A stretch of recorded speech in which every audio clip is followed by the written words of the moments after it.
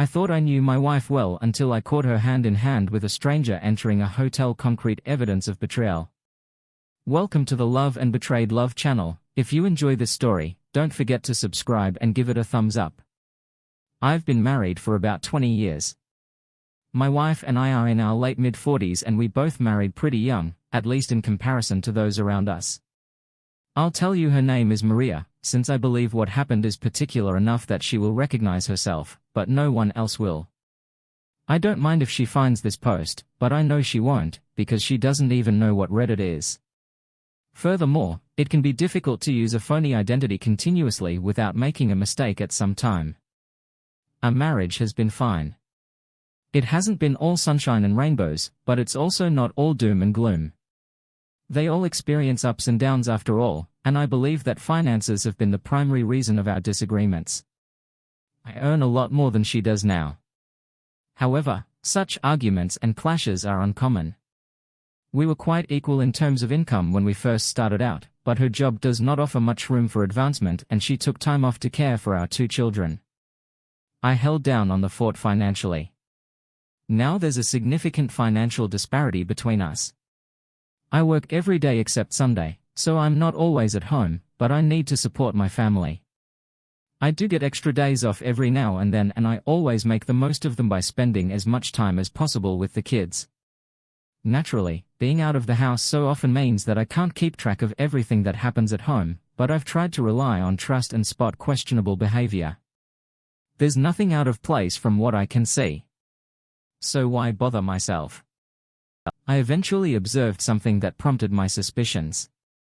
A few days ago, as foolish as it sounds, I took a break from work to fetch something I had forgotten at home, and I discovered an open can of tuna on the kitchen counter. What you need to know is that my wife despises tuna. She always has. My children were not at home because they were staying with an uncle for their summer vacation. There were several additional elements that indicated that someone was putting together a sandwich. However, my wife despises tuna and I emphasize this. There was no one else in the house who could have eaten it, and it surely wasn't me. My initial suspicion was that she was cheating. I'm not sure why that was the first place my thoughts went, but they were she should have been home at the time, but I searched the entire house and could not find her. She seemed to have to rush out, but I couldn't figure out why. I debated calling her right away, but I decided it was better that she didn't know I had returned home. That would allow me to better understand what was going on. It could simply be that a friend dropped by and wanted something to eat, but if it wasn't, I figured I'd rather not give her an opportunity to wipe up her traces. So I returned to work and attempted to focus on what I was meant to be doing. Unsurprisingly, I was worried with the possibility that she was cheating. When I returned home that evening, she was still present, so I asked her how her day had gone and if anything noteworthy had occurred, to which she replied that it had been another boring day at home. She merely said she went shopping for a few groceries in the morning and spent the rest of her time at home. Of course, that was not consistent with what I saw when I returned home in the afternoon. She was plainly not at home, and to ensure that she wasn't misremembering, she claimed to have returned home before noon. So she was obviously lying and there was absolutely no reason for the tuna again. We've been married for 2 decades, so I know it wasn't her decision to try tuna again. When I say she dislikes it, I mean she just cannot tolerate. At this point, it was evident that someone was in the house that she either didn't want to disclose or who she thought was too controversial to bring up. Whoever it was obviously had a craving for a tuna sandwich or something similar, and they either prepared it themselves or she cooked it for them. That didn't matter.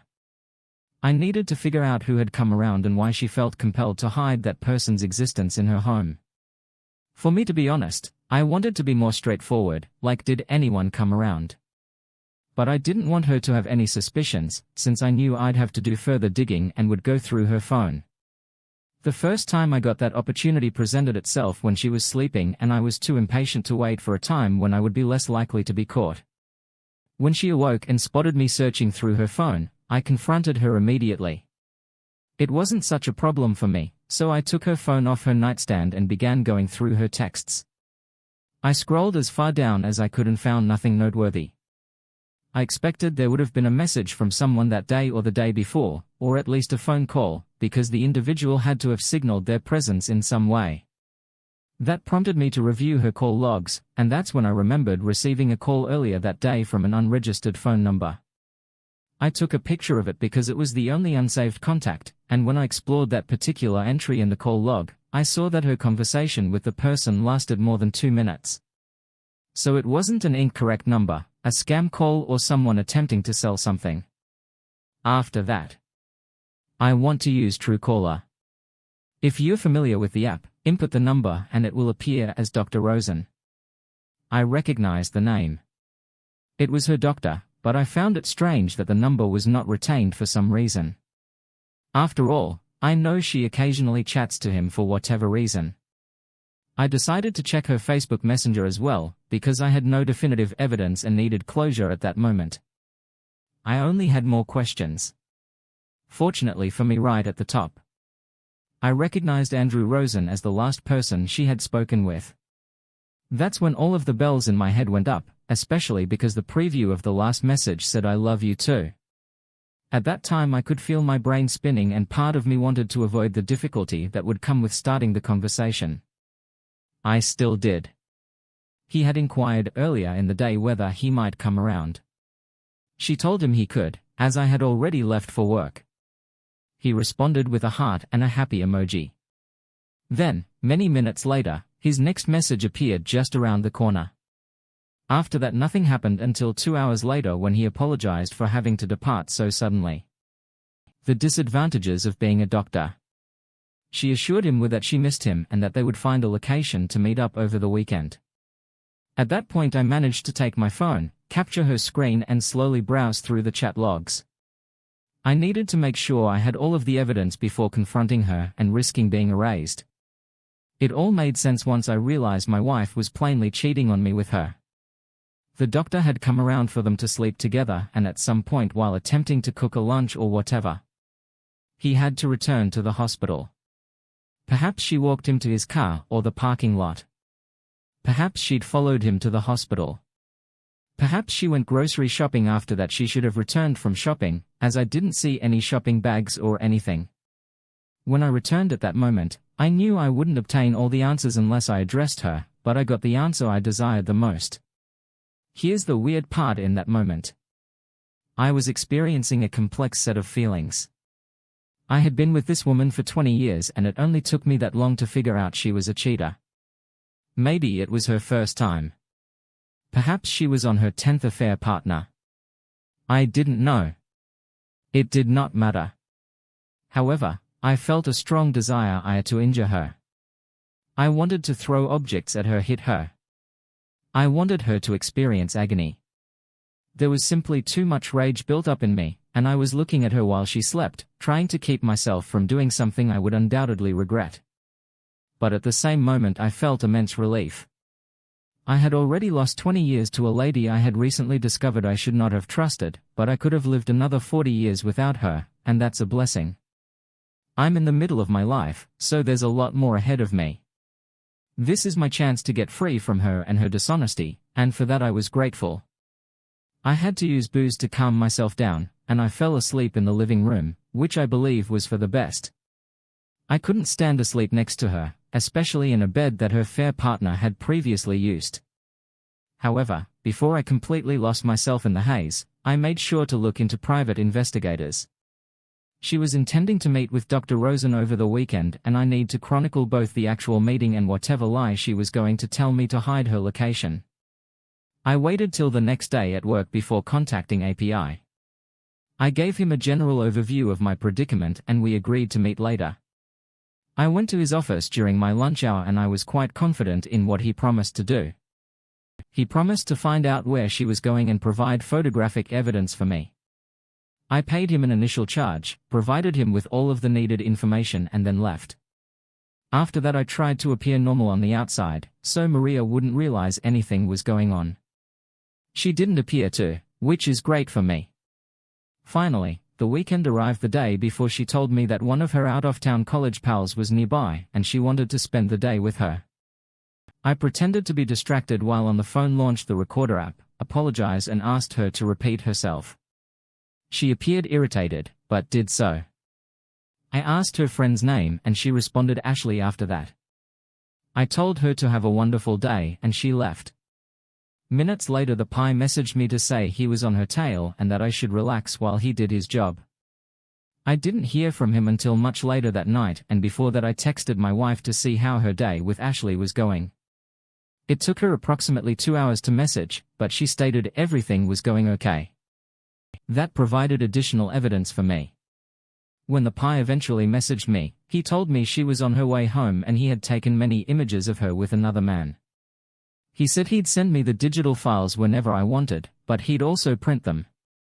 I told him I'd get everything from him by the beginning of the next week, but the moment Maria walked back into the house, I didn't recognize her as the person I knew anymore. Perhaps I was simply figuring out who she truly was. I was grateful for the clarification, though. When Monday arrived, I went to the PS house and collected the photographs from him. I vividly noticed her with Dr. Rosen near the entrance of a hotel, walking hand in hand through the P. I may have had another camera with him, because he also had a video of the same photo sequence. He was thorough.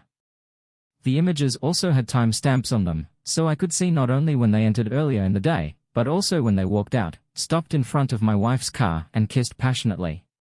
It was dark by this point, so the images were far superior to the video at this stage. She spent a total of 7 hours with him at the hotel. I felt disgusted. This is the end of it. For the time being. It's evident that I'm kicking her buttocks to the curb, but I want to make sure I hit her anywhere she can get hurt. We have children and she is busy with this. At this point I'm unsure if they are mine, and the thought of it stings more than her cheating on me. There's a lot I'll have to do, and I'd appreciate some advice on how to put my plan together. Everyone concerned should be hurt. I understand, Dr. Rosen. I've shaken this man's hand previously. I need your finest suggest questions. I am patient. I can reassure her. No, seriously, seeing an open can of tuna when your wife despises the thing is like finding a red flag waving right in your face, and the pie moved smoothly. Forget who did it, here it is. What's the doctor doing? Dr. Rosen's unlisted phone number and accessible emergency contact information. It appears that he works more than just as a family physician to exact retribution. Begin by redecorating the house, turn her walk-in closet, create a shrine for all the tuna can she has ever loathed. Send a thank you message to Dr. Rosen for his unintentional involvement in rescuing you from a marriage filled with more secrets than a spy book. Also make sure the youngsters know the family slogan.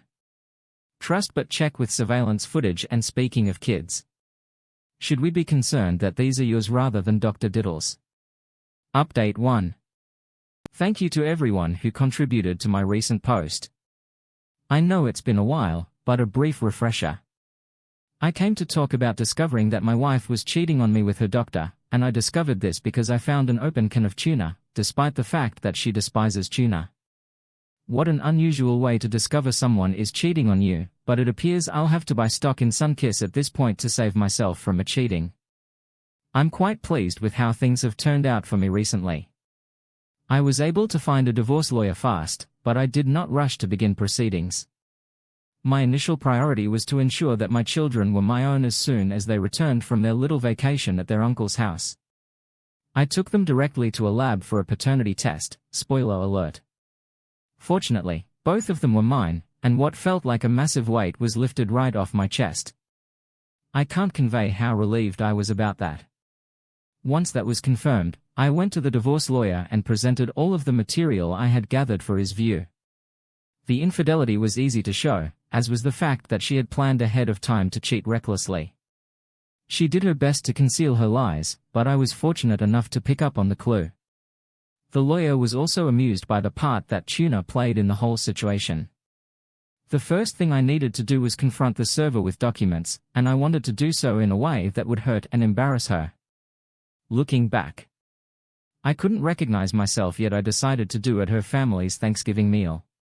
Some individuals enjoy family turmoil around Thanksgiving, so I decided to put on a performance. We were all seated at the table when someone knocked on the door to our family's home. I volunteered to open it all day, because I knew who was coming. Finally, I opened the door and noticed an unusual person who asked if Arya was present. I welcomed him in, and when he approached the table he asked for Maria. She identified herself and he handed her an envelope containing the classic "You've been served previously. I am currently walking out." The entire place went silent. Nonetheless, I chose to stay behind and luxuriate in my accomplishment. She opened the packet, looked at the documents inside and simply stared at me. She obviously couldn't understand what was going on because she had no notion. I knew what I knew. I had no reaction to my face and continued to devour the food on the dish before me. I suppose it's just the look she gave me. Everyone knew she'd been served with divorce papers. She made a career out of it out in front of everyone, and they seemed to be waiting for my response. So I let everything out. I didn't withhold any information other than what had sparked my concerns, because I wanted her to realize she couldn't keep things from me. Not that she was clumsy in covering your traces. She said nothing in return. She could not even protect herself, and I believe there was a point when everyone realized I was telling the truth. It was her family plus a handful of their in-laws, including myself. However, everyone was speechless. I asked someone to carve me a piece of turkey, but no one responded or did anything. I'd had my fill of the ruckus and the situation was starting to feel awkward. So I thanked you for the meal and got up to leave, but before I left, I told her not to come home because she no longer lived there. I was able to capture her and begin crying before I left, and do not worry, this occurred late in the dinner, so the children had already left to play computer games. I admit that I was a little reckless here, because I had no idea if the kids were present when the papers were to be served, but if they had been, I would have probably requested them to go upstairs. I phoned the kids and we went home. I informed them that their mother would be staying to help them clean up. The oldest is 10, so I didn't ask too many questions. The next thing I did with the help of the pie was to report Dr. Rosen. This man slept with my wife, who happened to be one of her patients, and I didn't need a professional to tell me it was unethical. The medical board eventually agreed, as did his hospital. He lost his job there and had his license suspended for 5 years. That tickled me very nicely. After that, it was time for me to consider divorce. I anticipated things would become nasty, but I went in wanting to get as much as possible in my favor, as they usually do. The divorce procedure took a long time, but in the end I believe I received the best bargain possible. I made careful to submit all of the facts I had about the situation and her infidelity, and I believe I made a strong case in my favor. However, she did not refute her infidelity in court.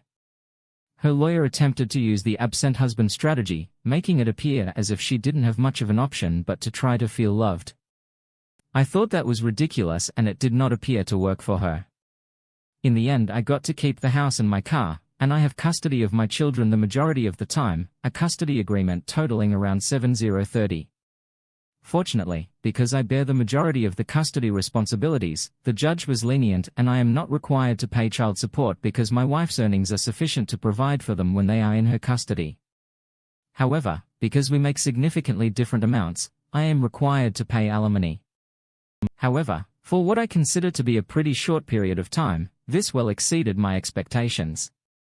I work a lot and I know that women are favored when it comes to custody, so I felt that I might have received the short end of the stick and had to pay both child support and alimony. Fortunately, I only got one of those, and it didn't last very long. Furthermore, the house is still in my own, and rightfully so. To be honest, I hate that 20 years had to pass, but it provided me with 2 lovely children and a valuable life lesson. So I can't complain too much. I was fortunate to discover that my wife was cheating on me, but I trusted my instincts when I noticed something out of place. The only advice I can provide to gentlemen reading this is to always keep an eye out for out-of-place objects and never be hesitant to be suspicious. Who knew a tin of tuna could be the star witness in your divorce case? Sunkiss must be grateful to you for the unexpected product placement. Forget stocks. You should negotiate a sponsorship contract with them. Serve divorce papers at the dinner. That's the next level. Thanksgiving entertainment had the entire family on the edge of their seats, except for the turkey, which is presumably why I was caught in the crossfire and did not report it to Rosen. A classic retribution move. It's like killing off a character straight out of a medical drama who needs Grey's Anatomy when your own real-life drama is unfolding. Here is the next story.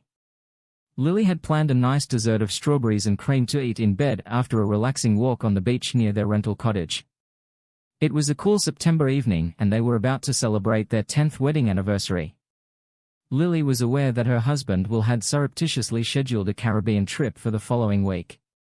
She wasn't supposed to know, but Alex's best friend and business partner, Maxwell Thompson, mistakenly revealed the information she was especially looking forward to.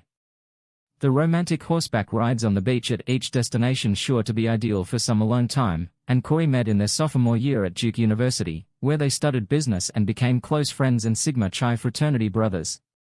Following graduation, they founded a technology company that assists high school juniors with their college searches. With over 29 million students entering college each year in the United States, they saw a significant market. They broke even after 3 years, and by the 12th year they had each earned $25,000 after taxes and expenditures. They continuously developed their goods through market research. Their goal was to be acquired by a major technology company within 3 years, after which they planned to launch a new business. Will met Lily in their second year of college in Charlotte, North Carolina, where he and Maxwell had established their business, worked on a horse farm north of Charlotte. Alex and Maxwell went to the farm with their team for an afternoon ride, and Alex was immediately drawn to Lily. Will nervously waited 3 days after receiving her phone number from a coworker to text her. Lily, who sensed a connection during the journey, agreed to meet for coffee. They married 11 months later and honeymooned on horseback in the Maroon Bells near Aspen. Will and Lily's bed. Life was full of ups and downs, as it is for many young couples. They were at ease with their bodies, but it took some time for them to learn to fulfill one another and convey their preferences. Maxwell, on the other hand, was known as a womanizer. Lily had introduced him to a couple of her friends, but after he broke things with each of them within a month or two, she decided to keep her friends away from him. She got along with Maxwell, but she thought his dating practices were juvenile. Maxwell, 6'2" tall with dark hair and deep brown eyes, was fairly attractive and enjoyed the thrill of dating. Unlike Will, who was shorter and had blonde hair and blue eyes, Corey rapidly lost interest in women after his initial thrill. Lily often chastised him for this conduct. Maxwell, "You can't just sleep with them and then move on," she remarked one day. "Sure, I can't tell," he said. "I never promised love or commitment, and they are all consenting adults. Furthermore, if I ever meet someone like you, I may consider settling down." He turned to Alex and asked, "Right, bro, do not bring me into this." He wisely reacted, recognizing his wife's look. He simply wanted to avoid any conflict. 9 months ago, Corey was on the verge of sleeping with his business partner's wife, Lily. Despite her irritation with him, he viewed it as part of the game. For years he had urged her to introduce him to her gorgeous single acquaintances. She did, but regretted it because Maxwell ended these connections abruptly, which irritated Lily. Maxwell appreciated proximity and used these brief interactions to learn more about Lily. He was an expert at winning women's trust and learning about Lily through innocent questions. Corey realized he needed to be patient and take a long-term approach. He sincerely cared for his business partner Will and had no desire to upset him. Their startup was prospering and Maxwell cherished their friendship and collaboration. For Maxwell, it was all about the challenge, which he dubbed the dance. He thought he could have any lady single or married with enough effort. Lily was especially enticing because she was attractive, clever, happily married and loathed him. Corey had no intention of hurting Will after he had won Lily over. He would enjoy their affair for a while before persuading her to terminate it due to guilt. They would occasionally meet and Will would never know. Corey even planned to coach Lily on how to better satisfy Will, ensuring that everything goes smoothly. For years, Corey tried Lily's patience, frustrating her before sincerely apologizing. Lily would punish him and complain to Will, but Corey would make her feel better with his attractive grin and little thoughtful gifts like dark chocolate or a scarf. She hugged him and told him, "I still hate you, but you can be very nice when you try." He realized he was back in her good graces. In late January, Corey achieved a breakthrough. Before Christmas he dated and slept with Joe, who worked at the stables with Lily. Joe was daring and vibrant, and they immediately became close. Despite enjoying his time with Joe, Corey remained focused on his main goal, Lily. On January 23rd, Corey visited Will and Lily's house for a day of football while watching the AFC and NFC championship games. Lily's telephone rang. She responded and walked out of the room with Corey and Alexium hearing the first half of her talk. "Hey, Joe, what up, what?" "No way, he did not do that." Joe calmed down and explained what happened. They then heard a chair in the kitchen being pushed over and loud footsteps down the hall, followed by Lily's screams. "That crazy jackass, I'm going to end him." Then there was a loud slam. Will stared at Corey, realizing what had transpired. "Seriously, man, you've broken another heart." "I am sorry." "Will, I realize this makes things difficult for you and Lily, but Joe wasn't the right person for me and I couldn't keep leading her on it, Corey.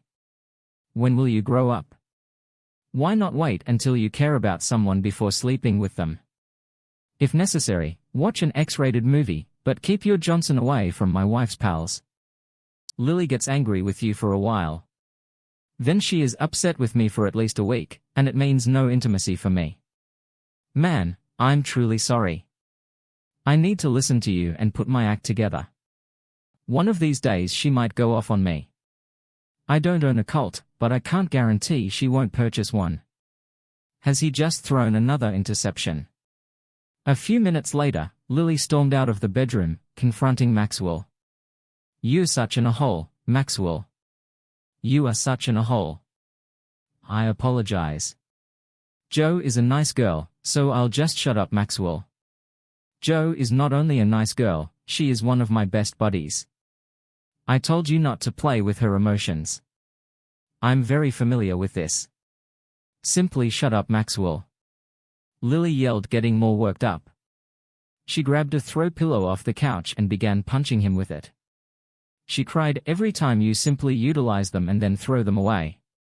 Why, Corey, what do you want so much that you can't even be nice to someone as beautiful as Joe?" Corey tried to rise up and move around the couch, attempting to put some distance between himself and Lily, who was pounding him with the pillow. It was only a pillow, but she was strong and hit hard. She paused to regain her breath, so Corey grabbed his jacket and dashed toward the front door. "Lily, you are overreacting. I'm very sorry about Joe, but I think it's better if I go now and let you calm down. Maybe we can discuss when you're calmer about it." He was nearly out the door.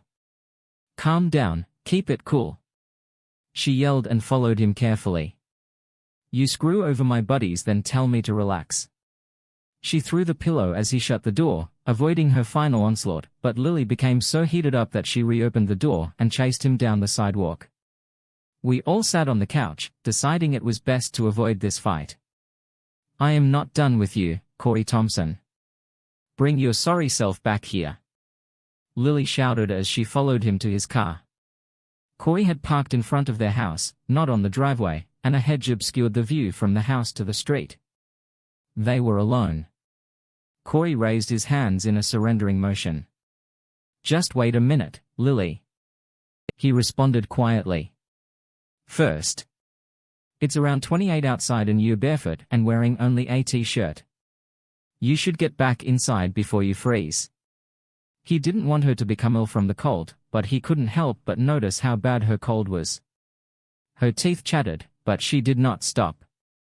"Forget it, Thompson." Then she began crying again.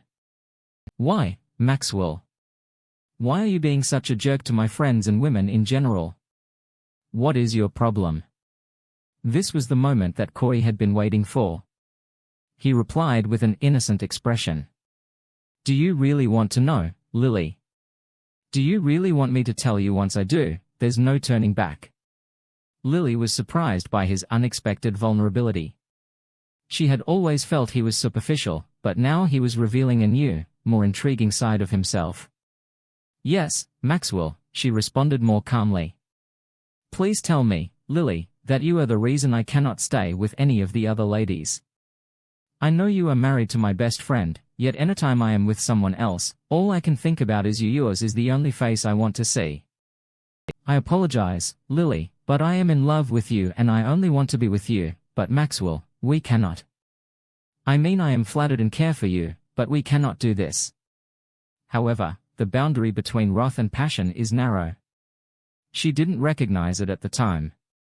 Maxwell was going to push her past that boundary and she was eager to go. He did not let her finish her statement.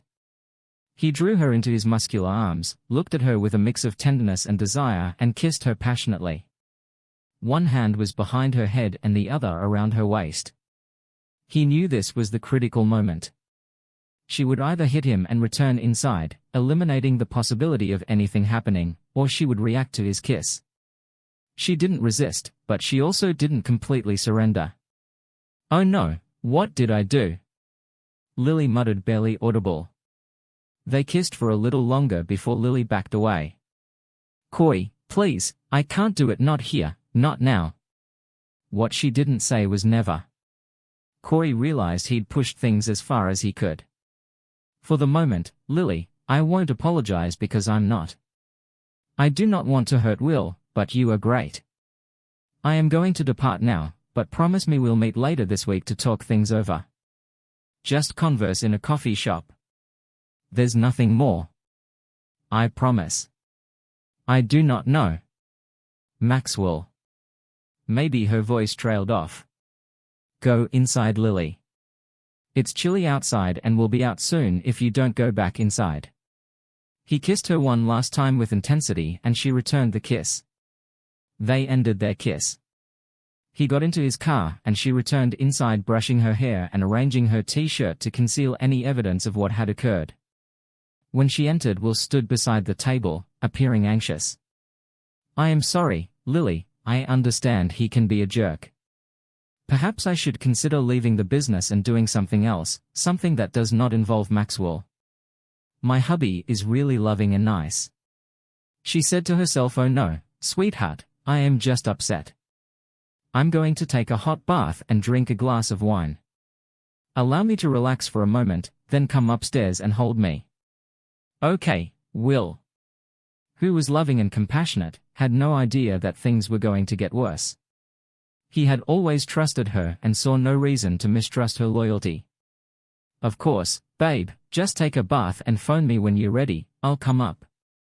Lily took a lengthy bath while Corey went home, washed and rested on his bed.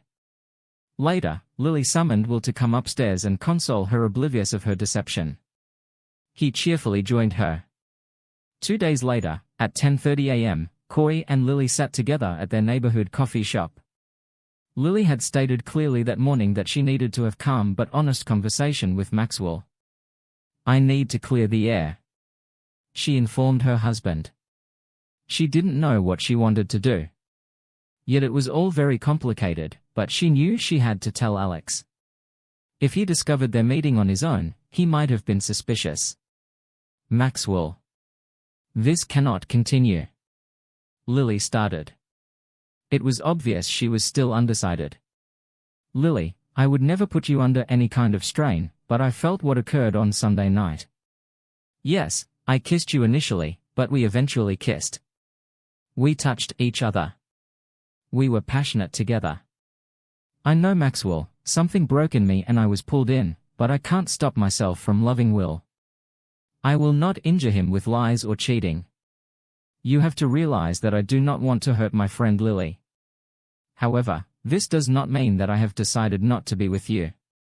It may be our little secret. You know I'm not the marrying type, as amazing as you are. I have no intention of trying to separate you from him.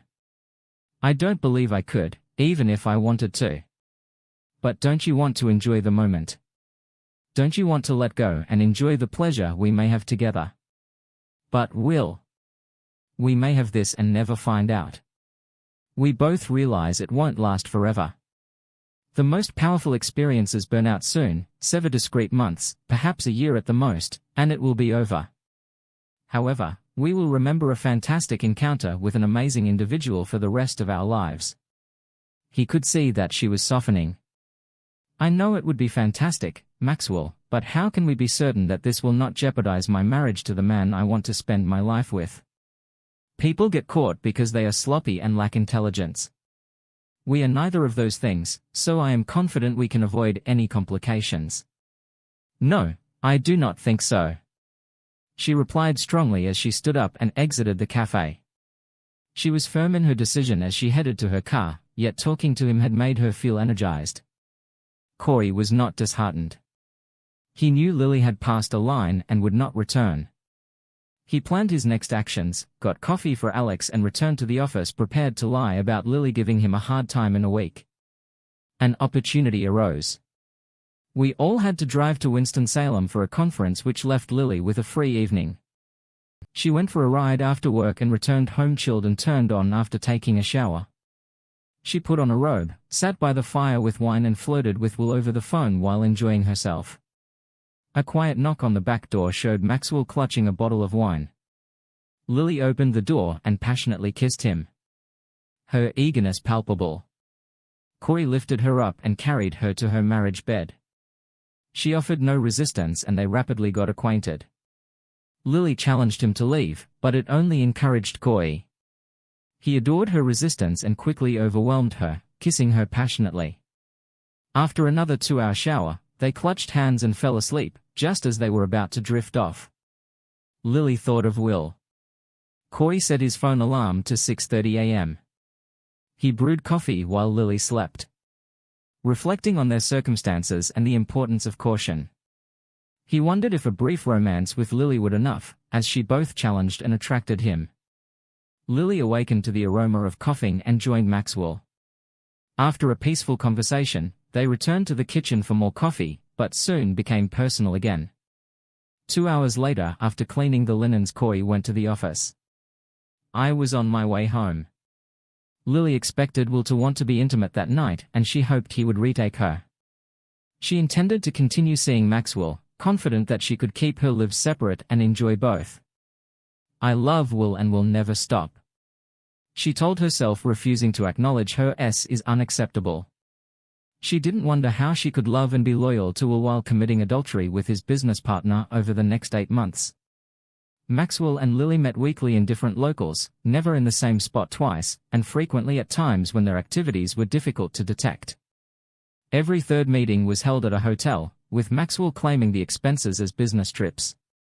Lily informed Will that she needed to check on a horse or visit a competitor stable. Following Corey's instructions, Lily maintained an affectionate relationship with Alex, who trusted both of them and never suspected anything. When Will told Maxwell in August that he planned to surprise Lily with a Caribbean vacation for their 10th anniversary in September, Corey decided to try to plan a weekend break with Lily a week or 2 before that. He knew Lily was getting concerned that they were pushing their luck. Corey was not losing interest in Lily, but he was desperate to hide his treachery from Alex.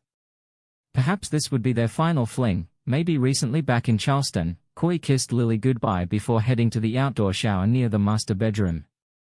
Knowing their night will be amazing. They never acknowledged feeling sorry about the dishonest game they were engaging in. A few minutes later, Lily grabbed and stimulated him. Dinner may wait for a few minutes, she whispered into his ear. Her phone rang, but she ignored it, which proved to be a significant error, because cheaters frequently make mistakes. At some point a few minutes later, 3 hours north of Charleston, Will Benton was eating Chinese takeout when his cell phone rang. The area code was 843. Will identified it as Charleston. As he was familiar with numerous area codes from their business, he thought of Charleston. He didn't generally receive client calls on his cell phone, and he couldn't recall any close pals in the region. Hello, this is Gemma Hart. I'm attempting to contact Lily Benton. You are really near. This is her spouse. Well, can I help you with something? I'm sorry for bothering you when you're on vacation, Mr. Benton. Mrs. Benton was with us today on Kiowa Island, and it appears that her wallet may have dropped out of her purse when she departed. She probably didn't notice it was missing, otherwise she would have returned. We called her mobile number from the reservation but did not get a response. This was the only other phone number we could discover in her wallet, so I called it. I'm delighted I could reach. You will cut her off before she could finish speaking. You said Lily Benton, right? Yes, that's correct. Can you validate her residence based on her driver's license? Sure. Just a second, 1810 Falling Leaf Drive. That is our address. However, there must be some error. Lily is set to attend a horse exhibition in Lexington, Kentucky this weekend. We could feel his hands begin to sweat. I'm sorry, sir murmured the young woman who appeared frightened. Gemma was becoming increasingly anxious, unsure of the circumstances and eager to cancel the call. If you speak with her, please let her know we have her wallet at Seabrook Stables.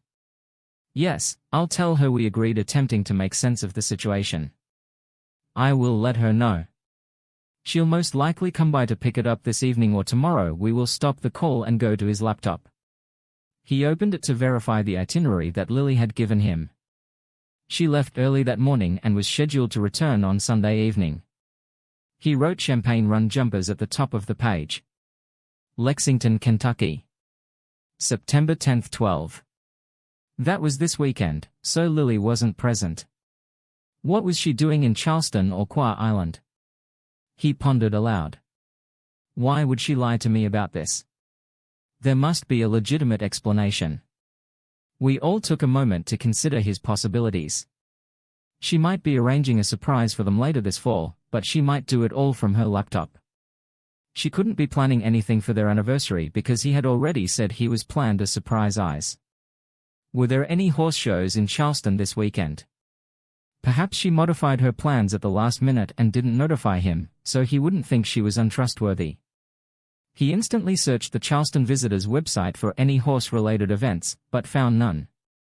Could she be attending an event with her sorority sisters that she didn't want to tell him about?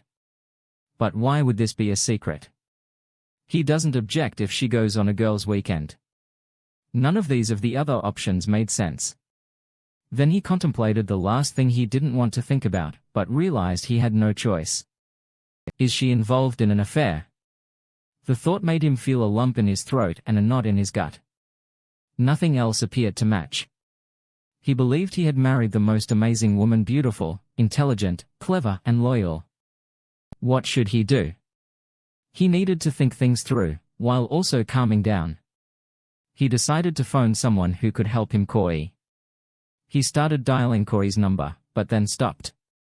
Oh no, he realized and began to piece together something he wished was not true. Corey was supposed to be in Florida, visiting his family this weekend. Correct. He scanned his contact list and called Marty Thompson instead. Oh, what a surprise. I hope you and your son are still conquering the globe. Hello, Marty. I am attempting to reach Maxwell. His cell phone goes to voicemail. He lied. He informed me he'd be seeing you and Vera this weekend. It is not urgent, just a quick question: is he around? I believe he might be. Aiken will. Marty said, indicated that he would be in Hilton Head this weekend with some fraternity pals. Would you like me to try to contact him? We'll battle to remain cool, not an issue, Marty. I must have mixed up my weekends.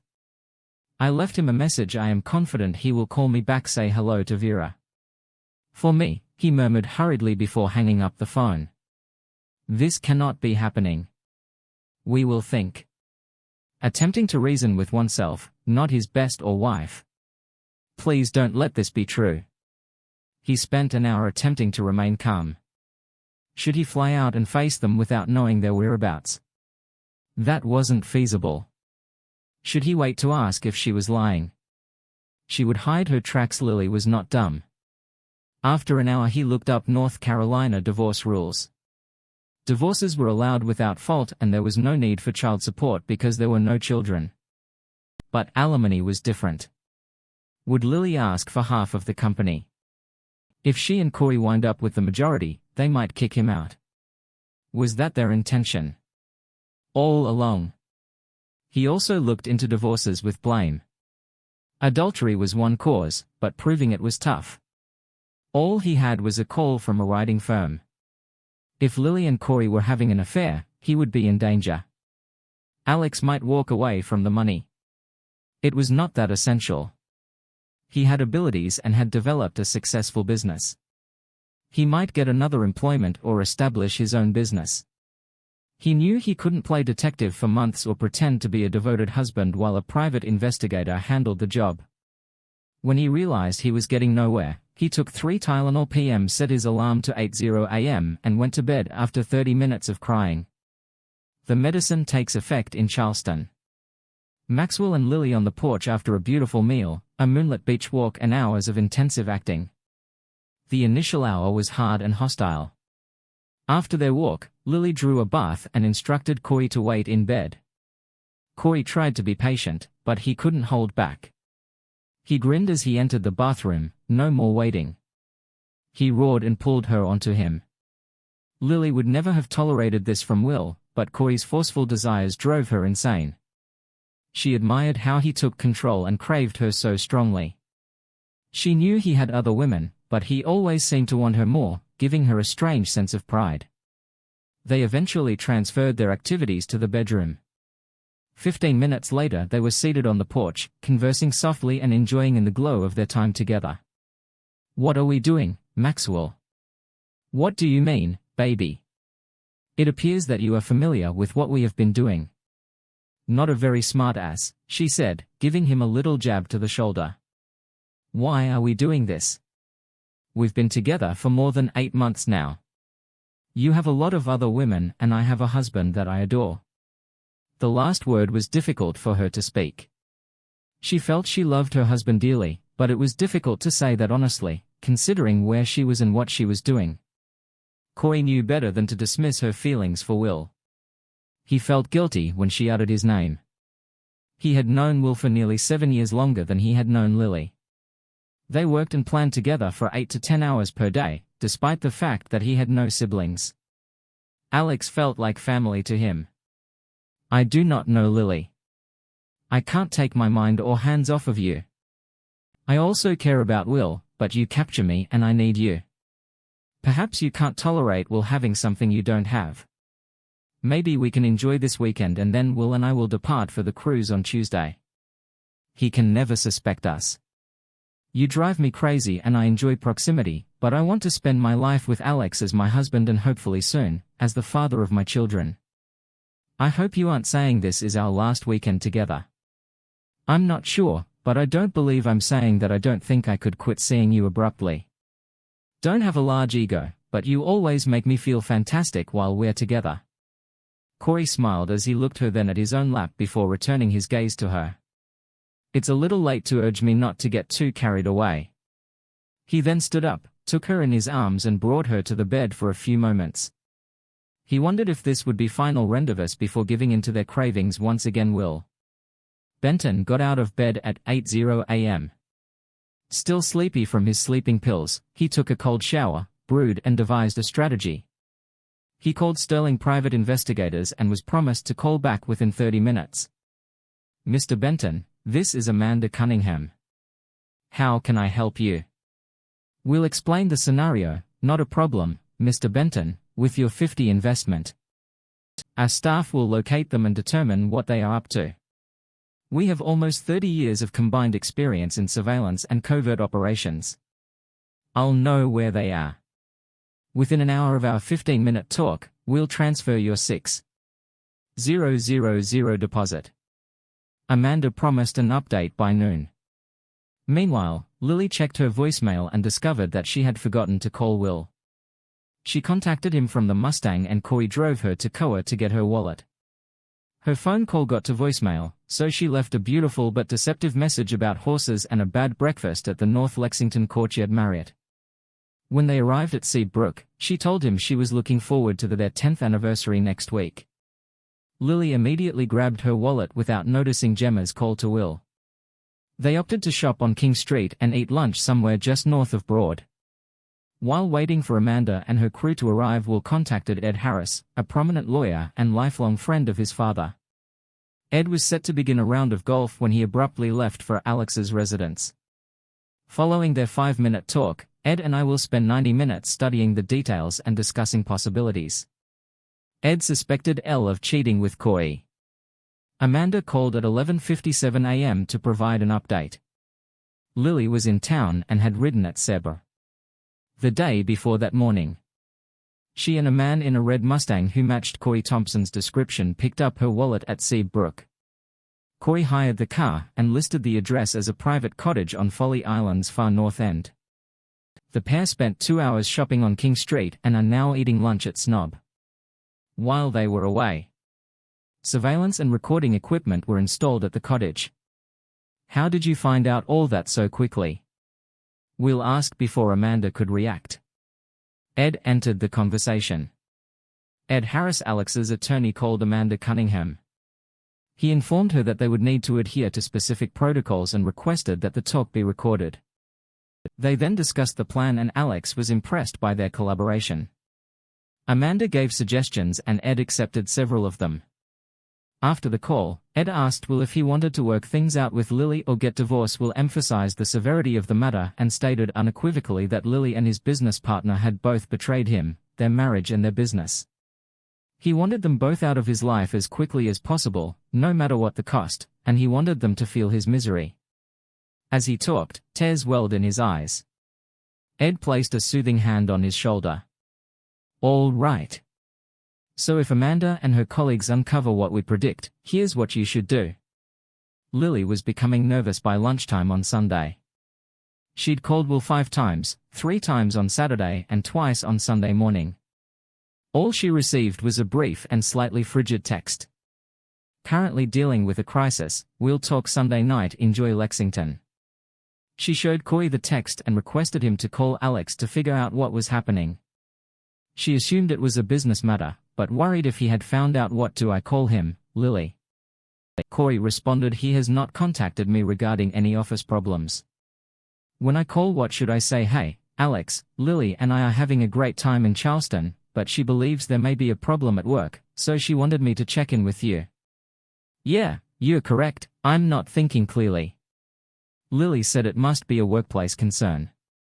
There was no way he could have figured it out. You told him you were visiting your family this weekend, so he may not want to bother you. Yes, that's probably it.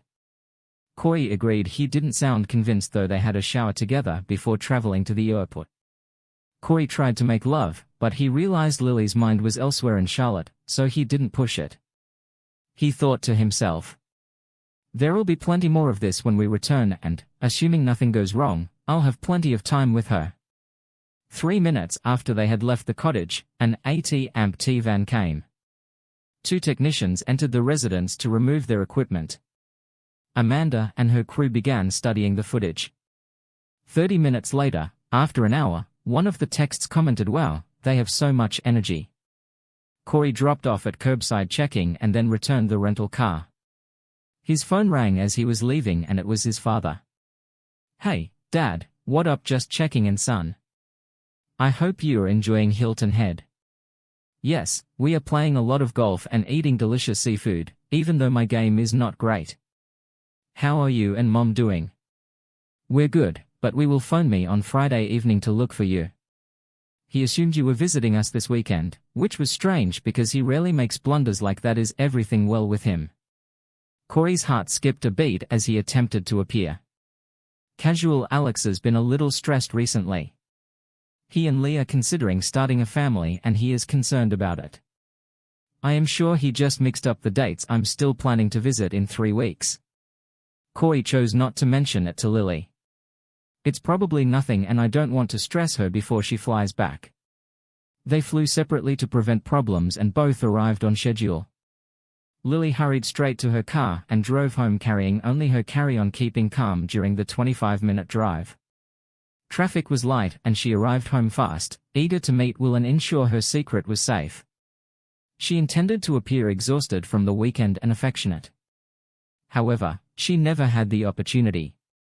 When Lily pulled into the driveway, her garage remote did not work. She assumed the battery was dead. She approached to the front door after noticing that the house was black except for the porch light. An envelope containing her name was taped to it. She attempted to unlock the door, but the key would not turn. She began to feel terrified sitting on the porch. She opened the envelope and started crying as she read the note. Mrs. Benton's husband Will. Benton has recruited me as his lawyer. He knows about your affair with Corey Thompson, his business partner. You were not in Lexington, Kentucky, but rather in Charleston, South Carolina, with Mr. Thompson. Mr. Benton changed the locks because the mortgage is in his name. You cannot enter without his consent. Find an alternative place to stay. For the time being, don't contact Mr. Benton personally. He will contact my office to discuss separation and divorce. You may collect your personal belongings from the house with supervision, potentially beginning tomorrow morning. Arrange this through me. I recommend you hire your own lawyer when you do give them my contact information. Money is available in your joint account for immediate expenses. Use your Bank of America debit card. Every shared credit card has been terminated. You might want to approach Mr. Thompson for a place to stay. Lily took a few minutes to collect herself. Despite the letter's directions, she attempted to phone Will multiple times. Within 5 minutes, she received a text from Ed Harris insisting that she heed the request not to approach Will directly. Lily felt overwhelmed. Meanwhile, Carrie Thompson used his keys to get into his condo and discovered a note from Harris. Mr. Thompson, my client, Mr. Benton, discovered your involvement with his wife, which constitutes adultery. A preliminary audit found that corporate monies were utilized to facilitate meetings between you and Mrs. Benton in order to avoid criminal and civil repercussions. Mr. Benton wants to discontinue your partnership and purchase your 50% stake of the company. Get legal and financial help. Do not contact Mr. Benton directly, or you will face urgent legal action. Carrie blamed himself after finding he had spent company funds for their meetings, which were listed as client business entertainment. He had even sent $1,000 in reimbursement only last weekend. The recent audit revealed no concerns, but the auditor noticed a pattern. Carrie spent the rest of the night drinking bourbon and trying to figure out his next move. Lee called and texted Carrie over a dozen times that evening, but he disregarded his messages. I have major issues of my own. Handle your troubles and leave me alone. He reasoned, realizing how quickly a lust-based relationship may fail. Lee sat on her doorstep shocked. Her husband knew more than she realized and Carrie was ignoring her. I assume it demonstrates where I stand with him. She reasoned. She burst into tears as she realized Carrie would not sacrifice everything for her, unlike her spouse, who will go to any length for her. Meanwhile, in Ed Harris' home, Will and Ed were finalizing their prepar operations. We felt convinced that he had hired the proper guy. On a Sunday night, Ed invited in another senior partner to consult with junior attorneys and a pargal about their strategy. We knew it would be expensive, but we smiled because getting rid of that dishonest wife was worth it. Ed informed Will that Lily and Carrie were likely to get their own counsel soon. He predicted that their early reactions would be denial or attempts to downplay the damage. He recommended Will to maintain his usual job schedule and be patient. I probably won't have much information until midweek. So go to work, keep a low profile and avoid chatting to strangers at all costs. Never accept candy from anyone. In a strange van. Harris grinned, hugged Will tightly and assured him that he was in good hands. Alex wasn't sure he could go home knowing Lily might confront him. Ed reassured him with a grin, stating that one of his guys had urged Lily to go because she was trespassing when she said it was her home. He pretended to call the police and she fled swiftly. Will grinned. Sadly, in the coming days we will attentively monitor his lawyer's advice. By Tuesday he had changed his cell phone number because Lily was attempting to reach him at work. Corey stayed at home on his lawyer's advice. We'll inform his team that they have some disagreements, but we're working through them and we'll ask them to treat Carrie as a partner for now. Lily remained distracted at the stables and her supervisor, Stephanie, noticed. Lily indicated that she and Will were experiencing troubles, but did not elaborate. Stephanie expressed her support. Lily tried to find a competent lawyer. The first two she contacted turned her down because of the expected low compensation. She ended up with Bell, who is better known for chasing ambulance cases. He offered her a huge compensation but had ulterior motivations. Neither Belle Isabel nor Carr's attorney, James Abernathy, had much time. Ed Harris, a well-known lawyer with extensive connections, pressed for a prompt hearing after Lily was served 2 days after arriving home. Abe knew he was up against a formidable opponent, even though he understood that dragging things out for months or years was not an option for his client owing to budgetary restraints. He encouraged Carrie to offer to sell his stake of the company at a lower price to assist him repay his bills and legal fees. Carrie agreed to offer to sell his portion at 80 cents per dollar. Harris received the sale proposal and suggested that we'll counter with an offer of 10 cents per dollar. We'll probably settle for approximately 30 cents. Abe is someone I know well. Even if he knows the position, he will remain a harsh negotiator will intended to make Carrie suffer. Offering 10 cents on the dollar would almost wipe out Corey's finances, which seemed fair to him. However, we understood he had to follow his lawyer's advice.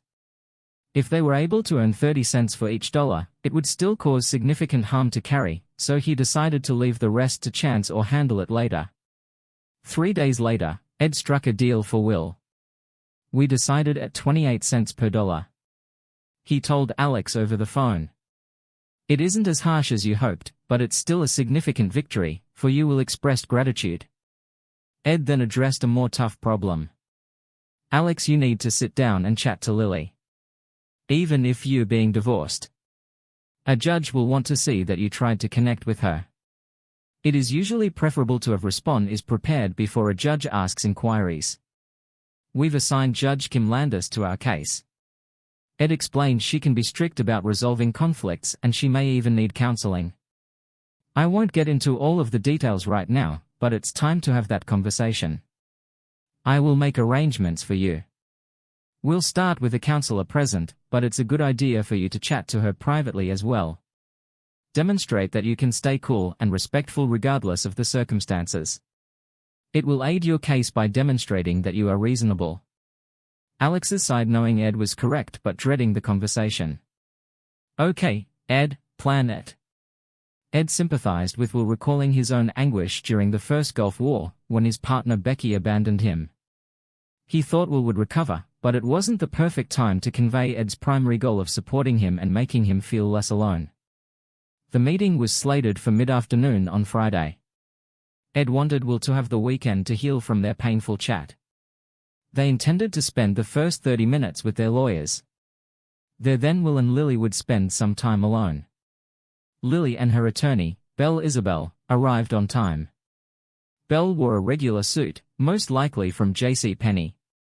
Lily donned a modest light blue sundress with a burgundy sweater. Her hair was in a ponytail and she wore Michael Kors spectacles. Ed and Will stood when they walked into Harris and Wyckoff's private conference room. The chamber was isolated, necessitating passage via many lobbies and hallways. To underscore the gravity of the situation, Ed knew Belle's workplace was small, with just part-time employees, yet he still felt a lump in his throat when he saw Lily. Despite her betrayal, she appeared gorgeous to him. He smiled politely at her, but avoided any loving stares. It's great to see you, Will, Lily remarked, observing him intently. Perhaps he was trying to see if he still loved her. We nod and say, Lily, thank you for coming. Ed maintained a neutral expression, but thought to himself, good job. Keep calm and don't let her notice anything. Shall we get started? He inquired, beckoning for everyone to take a seat. Yes, thank you. Belle intervened, possibly seeking to gain an advantage. My client is here to find out what her husband is prepared to do to salvage their marriage. Ed interrupted by removing a big file from the end of the table and sliding it over to Belle. What is this? Belle inquired, shocked. I didn't think we were supposed to touch documents today, stated Counselor Ed, eager to get past Belle. This file contains almost half of the evidence showing your client's adultery and broken marriage vows. We have left out any material that is redundant. Inside you'll find recordings and images from her 3 We visit to Charleston, South Carolina. We also have hotel staff witnesses who observed your client and Mr. Maxwell Thompson check in as a married couple under false names. The incidents occurred over a 6-month period. A detective have been quite thorough and the evidence is plain and incontrovertible, especially given the explicit nature of the images. I recommend that you check them. After the meeting, Lily winced as Ed described the file's contents. The prospect of his seeing photos of her private times made her uncomfortable. He kept a courteous smile. What had previously been exciting and romantic now felt like a betrayal of a kind and nice man. She battled to keep her cool. Ed pushed the second file across the table. This one was somewhat thinner. There are only 2 pages. Counselor, this is Mr. Benton's proposal for the divorce settlement. He said this while staring directly at Lily. He said, I personally believe the terms are more than fair. If it were up to me, I'd bring all of the evidence to the judge to demonstrate the full scope of Mrs. Benton's intentional betrayal. However, as a respectable guy, Mr. Benton has requested me to make this offer instead. Ed's law experience certainly benefited him. Lily was defeated, while Belle Isabel appeared to be out of his element. Ed knew they would not reach an agreement today. The first court hearing was 2 weeks away and there would be additional negotiations before they appeared in front of a judge. Alex's offer was challenging under the circumstances, but reasonable given his wife's betrayal. Will offered Lily a one-time payment of $7,000 in exchange for her agreement that he would be the sole owner of the company forever. She would wage any future claims. They'd divide the money from selling the house, which wouldn't be much, given they'd only lived there for 5 years. Each might receive roughly $1,000. Lily could retain the automobile, but she would have to start paying for it herself. 1 month after the divorce, Lily may take any item she liked from the house, with the exception of their wedding bed and a set of antique rocking chairs from Alex's grandmother. We'll burn the bed in the backyard before moving out, as he eventually did. Lily could keep all of the jewelry Will had given her, with the exception of the engagement and wedding rings. These must be returned by the date the divorce is finalized. Lily had to accept that the divorce was due to her infidelity. There was an additional page with further information on the agreement, but the major aspects were clear and concise. My client and I will study this offer and respond with a counter-offer by early next week. Miller remarked, attempting to seem as if his client was right. However, Mrs. Benton will not agree to surrender her rings. Stillman was fuming within at Miller's outrageous words, but he maintained his cool. He leaned forward the next time he spoke. Belle, you and I both know that your client purposefully broke her marital vows with Maxwell Thompson. She understood that her actions could harm my client's emotional well-being and undermine his business partnership. That's why they planned a massive cover-up to keep my client clueless. Her behavior was nasty and ruthless. If you want to present this matter before Judge Landis, do so. I would be delighted to challenge you in her courtroom to be honest, counselor. You do not have a case. Your customer cheated and lied. We have plenty of evidence, and while we don't want to, if you try to injure my client any further, we'll make it all public at trial. If I do not hear from you by Tuesday at noon, I will withdraw the offer. Then we will see you in court. Isabel was frustrated, but he saw that Stillman had the upper hand. This settlement was advantageous for him. He'd earned $1,000 before taxes, more than he usually did in 2 months, unless there's anything else. Stillman said, standing up and buttoning his jacket. I believe we should give the Bentons a few minutes to speak alone. Isabel stood up and shook Ed's hands. We will be in touch. It was all he said. Ed shook Isabel's hand before going to the men's room to wash his own. Will and Lily were left alone. Ed had encouraged Will to be silent and let Lily speak first, as he had been wronged. After the lawyers departed and the door was closed, there was a nervous stillness. Everyone stared at Lily, who was staring at the floor. Finally Lily spoke. I have no excuses, Will. If I could, I would undo everything. My actions have badly injured you, and I will have to live with this for the rest of my life. Apologizing or claiming it was an act would just make matters worse, but I want you to understand how upset I am by how terribly I have treated. You believe whatever you want, Lily, it does not matter to me. We will answer. Lily continued, is there any chance for us, Will? Do you believe we can work things out through counseling? I do not want a divorce. I never did. I am willing to do anything you ask. I just want to stay together. Will was straining to keep his emotions under control. She'd already taken everything and wanted more everything at his expense. Lily. If the judge demands counseling, I will attend. He said this gave Lily hope, but no, this. I have no desire to be with you again. I adored and gave you everything, my heart, mind and soul. You rewarded me by sleeping with my former best friend. I can't even recognize you anymore, except as someone who has betrayed me. I'd never be with you again, and I would never have children with you. Want my forgiveness, yet you ruined any possibility of it by willingly and repeatedly betraying me. With Maxwell, Lily turned pale at his words. So do you really dislike me that much? Yes, Lily, today I do. Your question only demonstrates how self-centered you are. I'm focused on getting over my feelings for you as soon as possible. I intend to care nothing about you. There is no affection, no pity, nothing. I want to stop thinking about you completely. You're not worth the pain. I've given you many kisses and years of my life. I absolutely trusted you and you took everything. You'll figure it, whether you're on your feet or on your back, but it will not be with me. You will have both your horses and your boyfriend. That should be sufficient for you. Lily attempted a couple more tactics.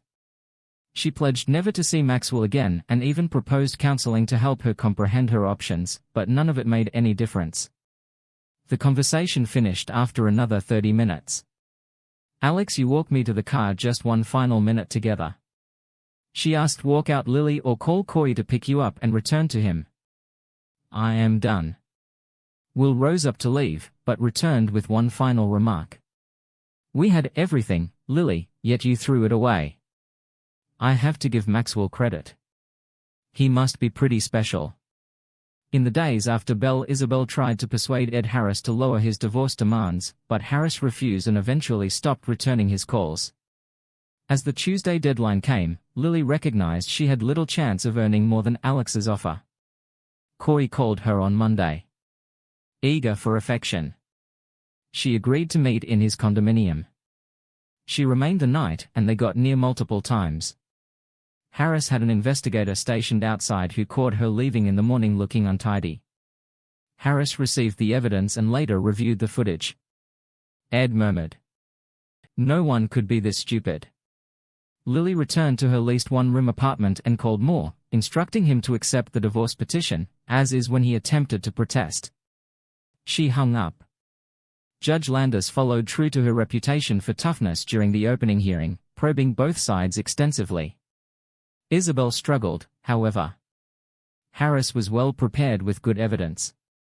Judge Landis questioned both Will and Lily extensively, with Alex well prepared and Lily not at the end of the session. The evidence presented in this instance appears to be overwhelming. I plan to evaluate everything over the next few months and may contact both attorneys with any questions.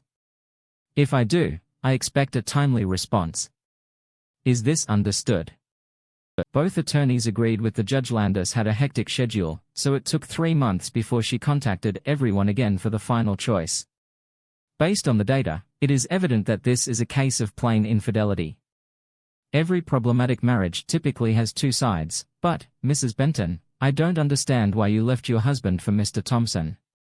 According to reports, Mr. Thompson sold his stake in the company for a fraction of its value, which supports my opinion.